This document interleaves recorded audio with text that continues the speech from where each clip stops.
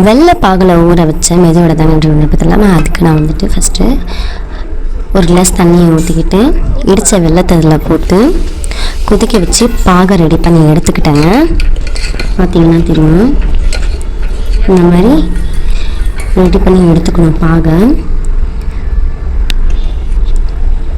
அதுக்கப்புறம் ரொம்ப கெட்டியாக இருக்கக்கூடாது, லைட்டாக தண்ணியாட்டம் இருக்கணும். அதுக்கப்புறம் உளுத்தம்பருப்பை ஊற வச்சு இந்த மாதிரி அரைச்சி இந்த பதத்தில் எடுத்துக்கிட்டேன், நல்லா பொறப்பா.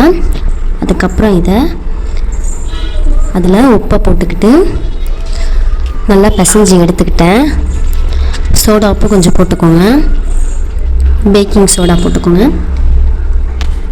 இந்த மாதிரி கலக்கி எடுத்துக்கிட்டு அதுக்கப்புறம் ஒரு கடாயில் எண்ணெயை ஊற்றிட்டு சூடானதும் இந்த மாதிரி சின்ன சின்னசாக குட்டி குட்டியாக பாண்டு ஆட்டை போட்டு எடுத்துக்கோங்க. உங்களுக்கு ரவுண்டாக உள்ள குழி மாதிரி வேணும்னா கூட குழி பண்ணி போட்டுக்கலாம். எனக்கு அந்த மாதிரி வரல அதனால வந்து நான் இந்த மாதிரி போட்டிருக்கேன். இந்த மாதிரி ஒன்று ஒன்றா போட்டு எடுக்கணும். பொதுவாக சொல்லப்போனால் ஆயில் ஐட்டம் செய்யும் போது வந்துட்டு கொஞ்சம் பார்த்து பத்திரமா தான் செய்யணும். அடுப்பு வந்து சிம்மில் வச்சுக்கலாம், இல்லைன்னா தேஞ்சிரும்.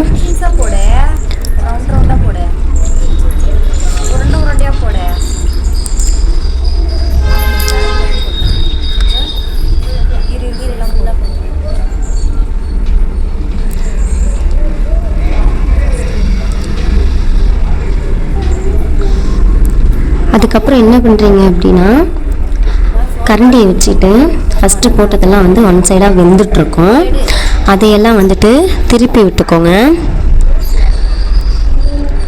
இல்லைன்னா ஒன்றோட ஒன்று ஒட்டிக்கும், அதனால் பார்த்து திருப்பி விடணும். இந்த மாதிரி திருப்பி விட்டுட்ட அப்புறம் நல்லா வெந்ததும் இந்த மாதிரி கலர் திரும்பணுங்க, அப்போ தான் வெந்திருக்குன்னு சொல்லிட்டு நம்ம சொல்ல முடியும். அதுக்கப்புறம்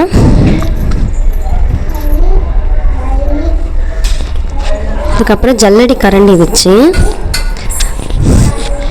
வெந்த வடையெல்லாம் எடுத்துக்கோங்க. வச்சிங்கன்னா கொஞ்சம் நேரம் எண்ணெய் பிரிஞ்சிட்டப்புறம் வடையிலேருந்து அதுக்கப்புறம் பாகு சூடு ஆறுனதும் வடையை அதில் போட்டுக்கோங்க. இந்த மாதிரி போட்டு நல்லா வந்து கலக்கி எடுத்துக்கோங்க. வடையும் பாகு இந்த மாதிரி ஃபுல்லாக வந்து மிக்ஸ் ஆகணும். அப்பயே சாப்பிட்டா வந்துட்டு நமக்கு வந்து அந்த வடைக்குள்ளே வந்துட்டு அந்த பாகு இனிப்பு வந்து உள்ளே போயிருக்காது. ஸோ வந்துட்டு ஒரு 3 hours 2 hours அப்புறம் வந்து பார்த்தீங்க அப்படின்னா வந்து நல்லா ஊறிட்டுருக்கும். சாப்பிடுவது சூப்பராக இருக்குங்க.